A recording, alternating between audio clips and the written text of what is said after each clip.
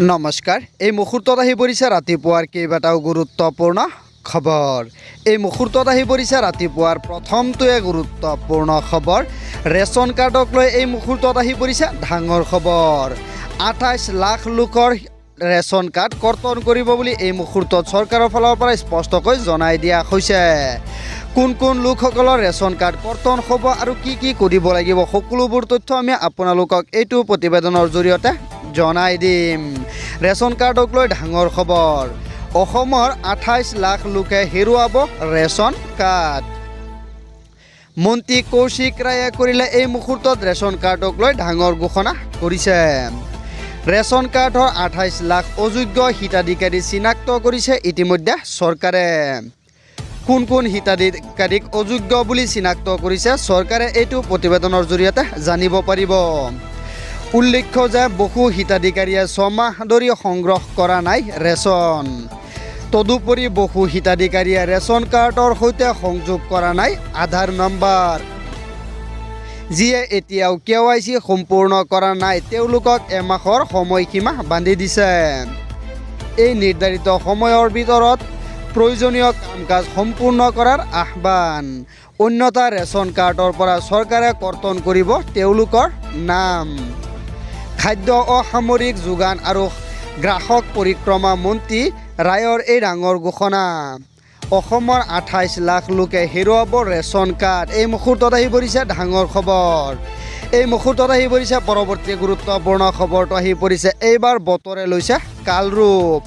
উজনি অসমৰ পিছতে এইবাৰ নামনি অসমত হ'ব ভয়ংকৰ বানপানী। 6 আগষ্ট পৰ্যন্ত ৰাজ্যত হ'ব মুষলধাৰ বৰষুণ। ইতিমধ্যে 24খন জিলালৈ সতৰ্কবাণী প্ৰেৰণ কৰিছে। ৰাজ্যত পুনৰ ভয়াৱহ ৰূপ ধাৰণ কৰিছে বতৰে। অসম উত্তৰ পূৰ্বত জাৰি কৰা হৈছে ইতিমধ্যে এলাৰ্ট। তামুলপুৰ, ওদালগুৰি আৰু কাছাৰ জিলাক বাদ দি আটাইকেইটা জিলাতে বৰষুণৰ এলাৰ্ট জাৰি কৰিছে। কোকৰাঝাৰ, পশ্চিম কাৰ্বি আংলং আৰু ডিব্ৰুগড়ত জাৰি কৰা হৈছে অৰেঞ্জ এলাৰ্ট। আজিও বহুকেইখন জিলাত হৈ আছে প্ৰবল বৰষুণ। আপোনাৰ অঞ্চলত বতৰ কেনেকুৱা কমেণ্টৰ জৰিয়তে জনাব পাৰিব। ৰাজ্যত পুনৰ ভয়াৱহ ৰূপত ধাৰণ কৰিছে বতৰে। অসম উত্তৰ পূৰ্বত জাৰি কৰা হৈছে ইতিমধ্যে এলাৰ্ট জাৰি কৰা হৈছে। তামুলপুৰ, ওদালগুৰি আৰু কাছাৰ জিলাক বাদ দি আটাইকেইখন জিলাতে বৰষুণৰ এলাৰ্ট। কোকৰাঝাৰ, পশ্চিম কাৰ্বি আংলং আৰু ডিব্ৰুগড়ত ইতিমধ্যে জাৰি কৰা হৈছে অৰেঞ্জ এলাৰ্ট। এই মুহূৰ্তত আহি পৰিছে পৰৱৰ্তী গুৰুত্বপূৰ্ণ খবৰটো আহি পৰিছে। এইবাৰ শিক্ষাৰ্থীক লৈ বিশদ সিদ্ধান্ত গ্ৰহণ কৰিছে থালাপতি চৰকাৰে। CGPৰ প্ৰতিবাদত অংশগ্ৰহণ কৰা প্ৰতিগৰাকী ছাত্ৰ ছাত্ৰীৰ গোচৰ ইতিমধ্যে প্ৰত্যাহাৰ কৰিছে তামিলনাডুৰ চৰকাৰ বিজয় থালাপতিয়ে। শিক্ষাৰ্থীক লৈ বিশদ সিদ্ধান্ত গ্ৰহণ কৰিছে তামিলনাডুৰ মুখ্যমন্ত্ৰী থালাপতি বিজয়ে। প্ৰশ্ন কাকতত ফাদিলক লৈ প্ৰতিবাদ কৰা শিক্ষাৰ্থীৰ সকলো গোচৰ প্ৰত্যাহাৰ।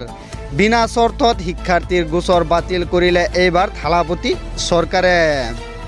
মুখ্যমন্ত্ৰী থালাপতিৰ নিৰ্দেশত সকলো গোচৰ প্ৰত্যাহাৰ কৰিছে আৰক্ষীয়ে। এই সন্দৰ্ভত শিক্ষামন্ত্ৰী ৰাজামোহন ৰাজহুৱা কৰিছে এই ডাঙৰ খবৰ। নীট পৰীক্ষাৰ ব্যৱস্থাক লৈ কেইবাৰো অসন্তুষ্ট কৰিছে থালাপতি বিজয়ে। নীটত শিক্ষাৰ্থীক মানসিক চাপ পেলায় বুলি দাবী কৰিছে তামিলনাডুৰ মুখ্যমন্ত্ৰীগৰাকীয়ে। শিক্ষাৰ্থীক লৈ এইবাৰ বিশদ সিদ্ধান্ত গ্ৰহণ কৰিছে তামিলনাডুৰ মুখ্যমন্ত্ৰী বিজয় থালাপতিয়ে। এই মুহূৰ্তত আহি পৰিছে পৰৱৰ্তী গুৰুত্বপূৰ্ণ খবৰটো আহি পৰিছে। এইবাৰ শুকুৰ আলীয়ে শ্ৰমদানেৰে শুকুৰ আলীৰ চমক। উজনি অসমত ঘৰ বাৰী সকলোবোৰ পুনৰ নিৰ্মাণ কৰিবৰ বাবে 142 গৰাকী শ্ৰমিক লৈ উপস্থিত হৈছে উজনিলৈ শুকুৰ আলী। শ্ৰমদানেৰে এইবাৰ শুকুৰ আলীয়ে চমক দেখুৱাইছে উজনি অসমত। শিৱসাগৰৰ চন্তকত বানপীড়িত সাজি দিছে ঘৰ। ভাঙি বিধ্বস্ত হৈ পৰা ঘৰ পুনৰ নিৰ্মাণ কৰি দিছে এইবাৰ শুকুৰ আলীয়ে। 142 গৰাকী শ্ৰমিকক লগত লৈ শ্ৰমদান কৰিছে এইবাৰ শুকুৰ আলীয়ে। বন্যান্তৰ বাবে শুকুৰ আলীয়ে বিচাৰিছে সহায়। এই মুহূৰ্তত ডাঙৰ খবৰ।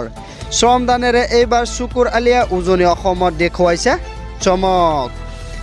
শিৱসাগৰ চন্তকত বানপীড়িতক সাজি দিছে গড়।